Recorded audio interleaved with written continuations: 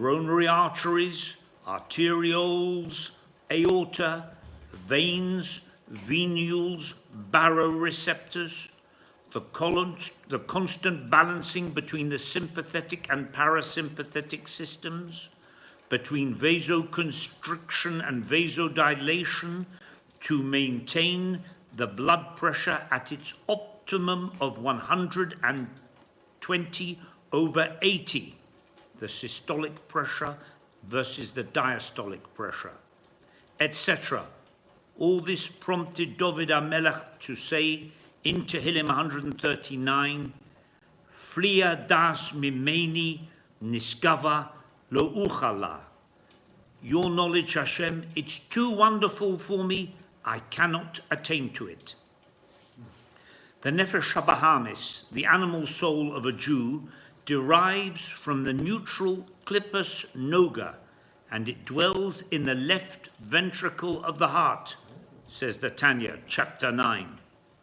The word lev and derivatives of it occur 827 times in the Tanakh. Rav Miller translated the word lev in the Tanakh as mind, and indeed anatomists have recently found that the heart and also the stomach have their own neuronal plexi capable of thought. Thus, when a man says an expression, I can feel it in my heart, and I've got a gut feeling, it is a literal truism. He is actually thinking from his guts.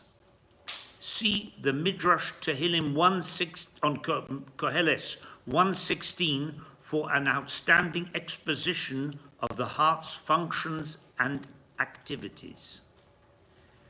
Physiologically, a heartbeat is caused by electrical impulses from the sinoatrial node, also known as the pacemaker, causing a wave of excitation to spread through the heart muscle, as can be seen in the familiar PQRST waves on electrocardiogram printouts that litter the casualty wards of hospitals, lo aleinu. And spiritually, a heartbeat is a manifestation of Rotza V'Sholf, constantly running and then retreating.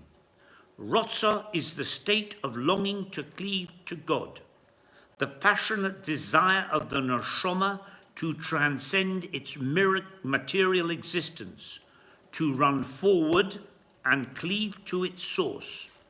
Whereas Shov is the neshama's sober determination to retreat and fulfill its mission in this physical body, the resolve to live within the context of material reality, based on the awareness that this is Hashem's ultimate intent. As it says in Yecheskel 36, V'nasati lechem leiv chadash v'ruach chadasha, Etein bekirbacha v'hasirosi es lev ha'even mibsorchem v'nasati lechem lev basar. I will give you a new heart, and I will put a new spirit into you. I will remove the heart of stone from your flesh, and I will give you a heart of flesh.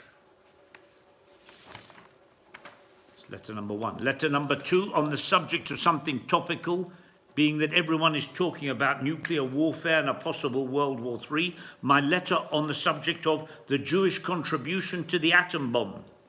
Recently died a man named Abraham Zeram, one of the last surviving Manhattan Project scientists, a Jew, and it reminded one of the contribution of Jews to the atom bomb's development.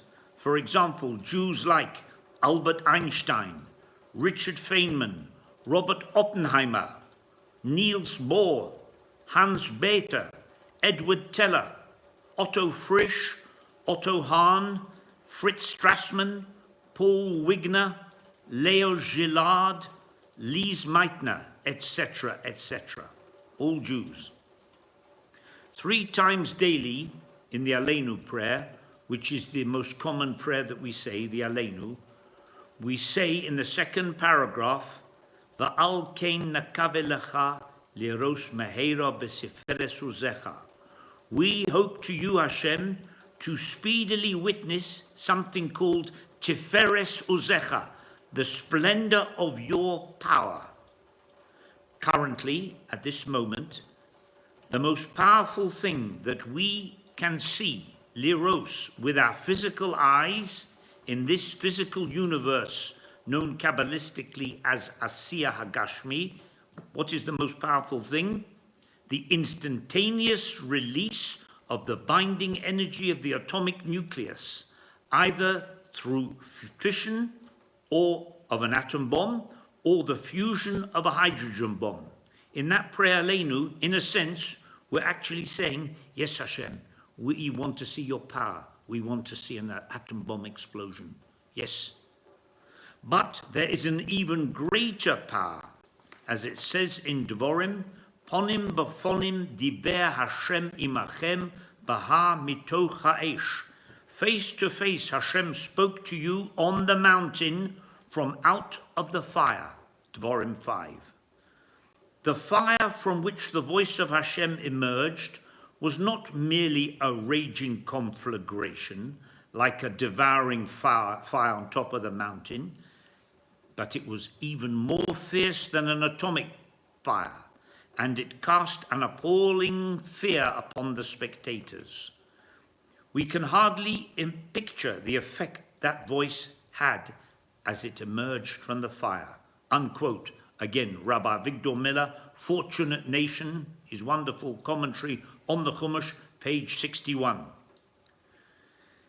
In Dvorim 32, which is a chapter at the end of the Torah, all about the coming Messianic age, there is a frightening verse. Ki eish kodcha ba'api, vatukad ad sha'ol tachtis, vatochal eretz v'yevula, uslahet mosde horim. A fire is kindled in my nostrils, says Hashem, that will burn to the depths of Sheol and devour the earth and her produce, and it will set ablaze the foundations of the mountains. Rabbi Baruch Horovitz of Yeshiva Dvar Yerushalayim, he said many years ago that a special bracha, a special blessing should be instituted after the morning service, after Shacharis every day, just for the fact that there has not yet been a nuclear war. The Kabbalah refers to the Chokhmah of Hashem that is concentrated in Gashmias, material matter, as being Koach Ma. Chokhmah is Koach Ma. Literally in Hebrew, the potentiality of what is, of which the unlocking of the vast energy in the atom is merely a remez. It's just a hint. The Midrash in Shir HaShirim speaks of the Moshiach coming in a generation deserving of destruction, and indeed that will be actually capable of destroying itself. In Yeshaya 17, relevant to today, it states, Hinei Damasek Musa Me'ir V'haisa Me'i Mapala. Damascus will cease being a city, it will become a heap of ruins. Tehillim 11, David HaMelech stated, fire and brimstone and burning wind will be the portion of their cup. In chapter 24 of Yeshaya, he states, Hinei Hashem boke ka'oretz uvolka ve'iva paneha vehefetz yoshveha. The Lord empties the earth and makes it waste and utterly despoiled. The earth mourns and withers. The world languishes and fades away. The earth is also defiled under its inhabitants, because they have transgressed the laws, changed the ordinance, broken the everlasting covenant. Therefore the curse has devoured the earth, and they that dwell therein are desolate. The inhabitants of the earth are burned, and few men left. Desolation is left in the city, and the gate is battered to ruins. With the power of an atom bomb, a person can be standing, and then in the next second, before he hits the ground, be completely consumed. Before the atom bomb, no weapon had the capability of such destruction. May soon be fulfilled Hashem's promise. Yeshaya 65. Ki hineni bore shamayim chadashim va'aretz chadasha v'lo sizacharna harishonos v'lo sa'alena alev. Behold, I will create a new heaven and a new earth, and the previous one, the former one, will not be remembered nor even come to mind. Wow.